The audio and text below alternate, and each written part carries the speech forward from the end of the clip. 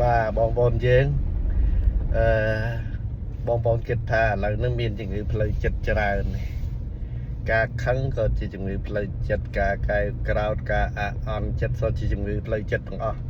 thấy đăng thà ví cứ chỉ chừng người on chật chẳng dừng đỏ phiệp khăng phiệp mìnhเป็นchật khó chật ấy ban đạiวิธีน่ะ positive thinking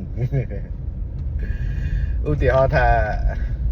ពុកម្ដាយចង់ឲ្យកូនរៀនបកែចង់ឲ្យកូនរៀនបានលេខ1លេខ2លេខ3អីចឹងទៅបានកូនមានការងារល្អឃើញតែកូនខំលេងតែហ្គេមមួយថ្ងៃនេះស្ដីឲ្យចុះឯងមិនមើលគេមើលឯង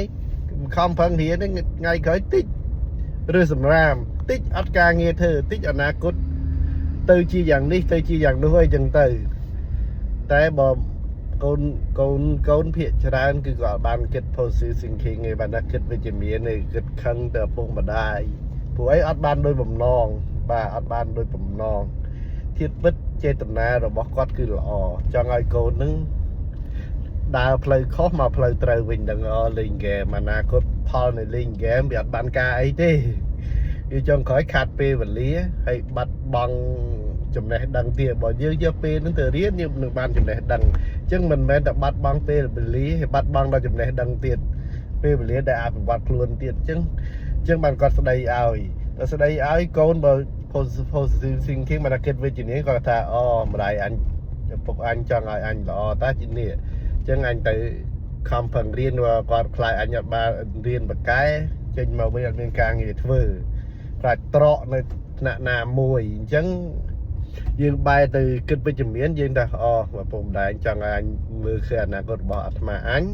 ខ្លាចជាអ្នកមានអញនិយាយខ្លួនឯងព្រោះមិនតែថាអ្នកណានិយាយខ្លួនឯងថាខ្ញុំឯងចង់ឲ្យខ្ញុំអនាគតនេះឯងមែនតែចង់ឲ្យអាត្មាអញរៀននៅបកែ